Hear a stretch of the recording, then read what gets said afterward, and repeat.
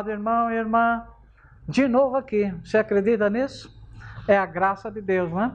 Estamos aqui para fazer você ter um momento mais feliz, meditando um pouquinho na palavra de Deus. E sempre te dizendo, se você quer sentir uma alegria maravilhosa de pisar na Terra Santa, fale comigo.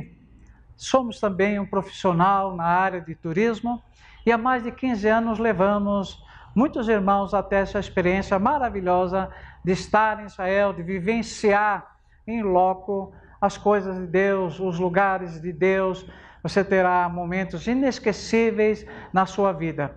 Todo e qualquer sacrifício que você venha fazer, vai valer a pena. Eu te falo com essa experiência de muitos anos. Para isso, acesse o meu WhatsApp 11 999 53 80 62. Estou te aguardando, ok? Vamos hoje, então, para o novo momento bíblico em que iremos trazer para a tua alma mais um pouquinho de refrigério, de alegria e de paz. O momento a qual nós vamos meditar se encontra em 1 Coríntios, capítulo 18, até o verso 31. E nos fala por que acreditar na Bíblia. Você sabe que a Bíblia foi escrita através de mais de 40 pessoas que foram instrumentos de Deus. E olha que é interessante você observar que esses homens, eles eram das mais variadas faixas econômicas, culturais. Então nós vemos Deus usando sacerdotes, profetas e até pescadores, tidos como indoutos, como pessoas sem conhecimento, sem cultura.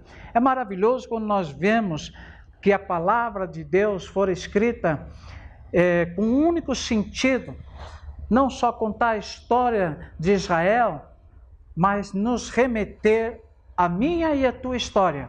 Isso mesmo, porque ela é tão antiga e ao mesmo tempo tão viva dentro de nós, que parece-nos que ela está escrevendo a minha e a tua história. E olha que ela foi escrita há 1500 anos. Parece uma coisa absurda de se pensar nisso, mas nós temos aqui na Bíblia um livro que se inicia contando a história do homem, mas na verdade o que ela traz dentro do seu contexto é a história de Deus, um Deus real, vivo, não um Deus apenas de histórias, um Deus apenas da história de um povo, mas um Deus que tem um alcance que ultrapassa a história humana. Ele é tão real, tão vivo, que nos dias de hoje, essa mesma história, ela é presente na minha vida e na sua vida. Olha que bacana, alguns chegam a dizer que Deus não tem influência nenhuma nesses escritos, que foram homens que escreveram e contaram o que quiseram. Mas olha como é absurdo pensar nisso, porque no bojo dessas histórias tem momentos atualíssimos que nós estamos vivendo hoje. Tem palavras proféticas que foram escritas há mais de 2000 anos atrás, que retrata os dias de hoje e de amanhã. É impressionante como as pessoas discordam da Bíblia, porque acabam acreditando nessa performance do próprio homem escrever a Bíblia. O homem fora, sim, um instrumento capacitado por Deus para fazer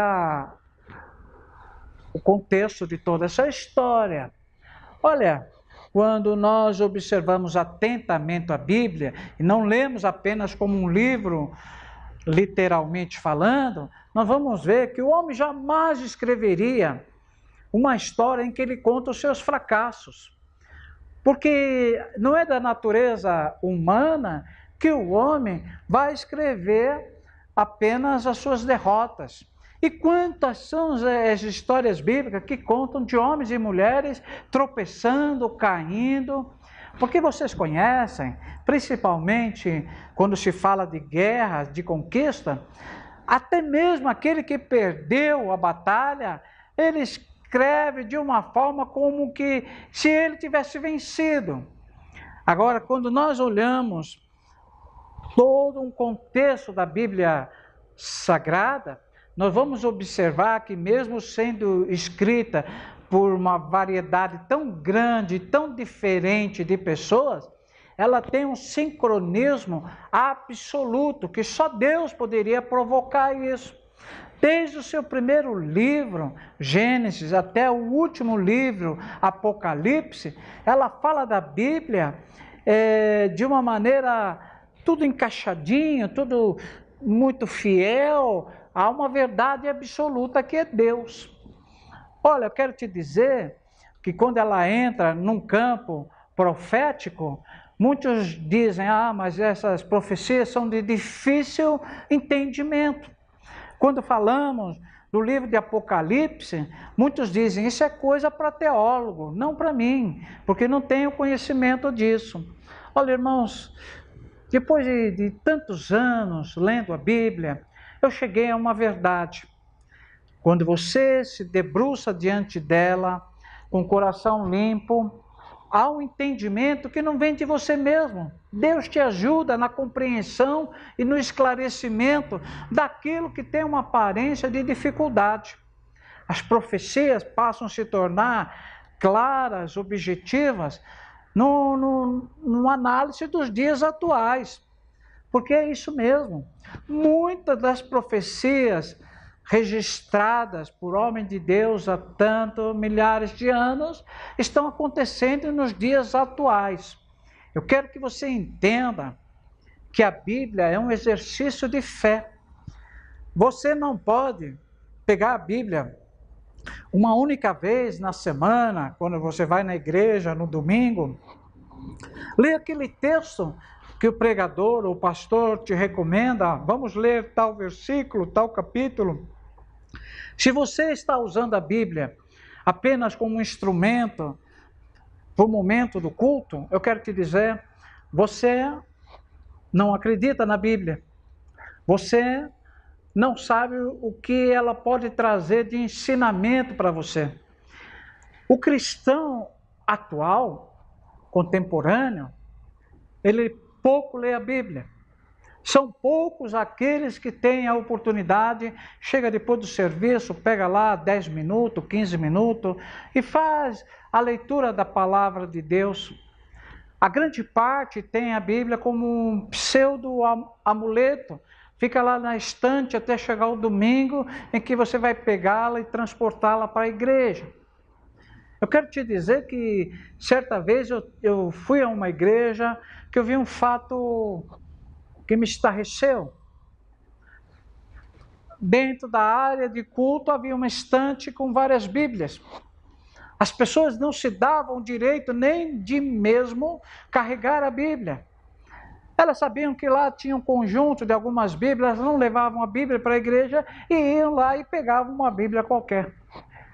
Irmãos, se você entender o que a Bíblia representa na vida de um cristão, a alegria de poder transportar a Bíblia, me faz lembrar um momento na minha vida pastoral. Uma ocasião eu estava numa igreja pregando e dentro de um texto que não tinha nada a ver com a mensagem da Bíblia, eu parei aquele texto e disse assim, olha, Deus está falando no meu coração que existe aqui uma pessoa que tem vergonha de carregar a Bíblia.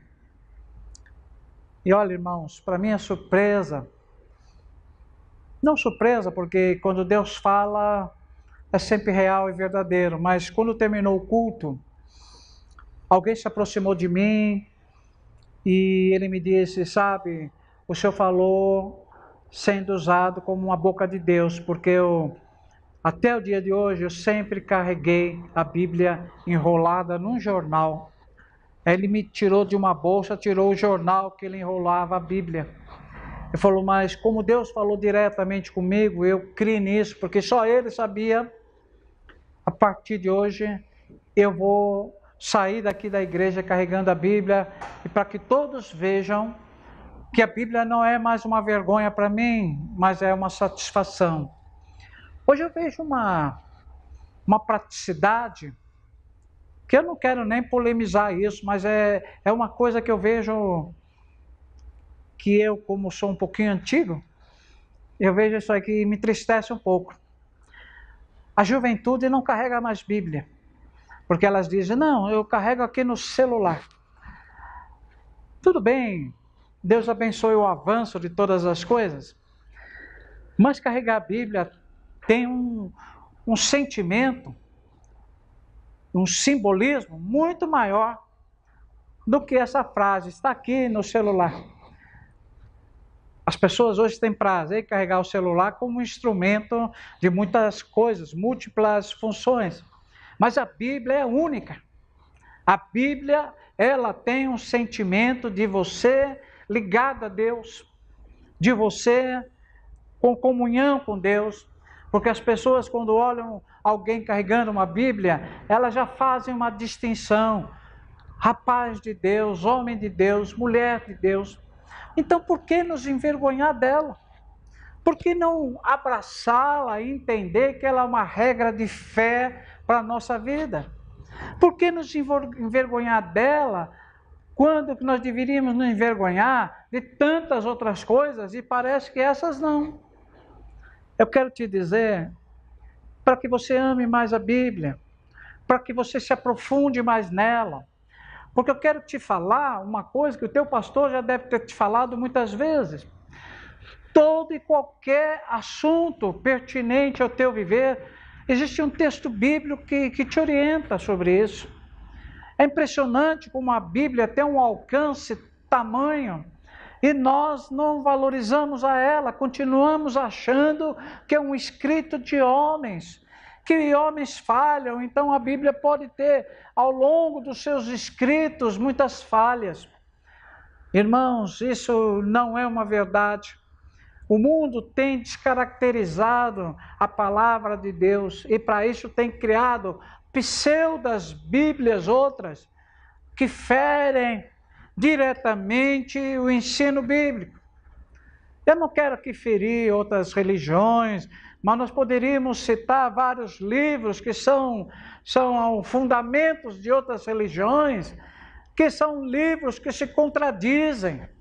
Diferente da palavra de Deus, que ela é verdade absoluta, desde a sua primeira escrita até a última.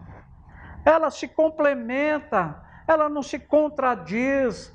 Às vezes o que pode existir numa tradução de uma língua para outra, pequenos desacordos, mas isso é fruto do homem, não de Deus. Então eu quero te ensinar, me permite usar esse termo, te dizer que a Bíblia é que fundamenta a nossa fé. Se você está tendo aí uma vida cristã cheia de altos e baixos, olha aí o tempo que você gasta para estudar a palavra de Deus. Palavra de Deus.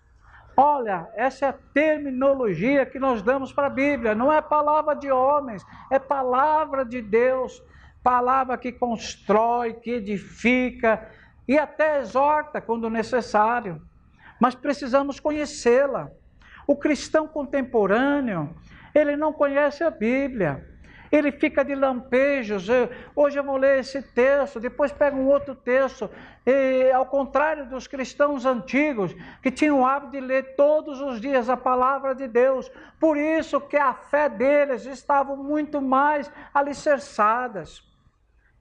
O cristão contemporâneo faz da Bíblia um acaso. Hoje eu vou ler a Bíblia, o pastor está mandando lá um versículo. Mas não é capaz de chegar na sua casa, meditar sobre aquele texto e se aprofundar. Me parece que o cristão contemporâneo, ele navega em águas muito rasas. E é por isso que ele não tem grandes experiências com Deus. Porque Deus só se vai revelar em alguém que é muito íntimo. E a melhor maneira de nós nos aproximarmos de Deus é lendo a palavra dele. Então, meu irmão, agora na volta de Jesus. Esteja preparado. Não seja como aquelas virgens loucas, totalmente alienadas. É preciso ler a palavra de Deus, é preciso conhecer a palavra profética delas para entender o quanto Jesus está próximo. Para que você seja enquadrado nas virgens prudentes, que tinham o azeite sobre elas, e o azeite é derramado à medida que você tem comunhão com Deus, tem comunhão com a palavra de Deus. Então eu quero te dizer, para que você se aproxime da palavra de Deus, para estar preparado para a volta do Senhor. Meu amado, que Deus te abençoe. Não tenha essa palavra como uma exortação para você, mas alguém que te ama, que quer te encontrar lá nos céus, de alguém que está preocupado em que você se prepare, que você não jogue fora todo esse tempo que você está na igreja. A palavra de Deus vai te ajudar a ter um rumo certo na direção daquilo que Deus está preparando para nós. Que Deus te abençoe. Fique na paz do Senhor Jesus. Continue curtindo aí o nosso programa. Sabedoria Bíblica, a sabedoria que nos levará a Deus. Deus te abençoe. Fique na paz do Senhor Jesus.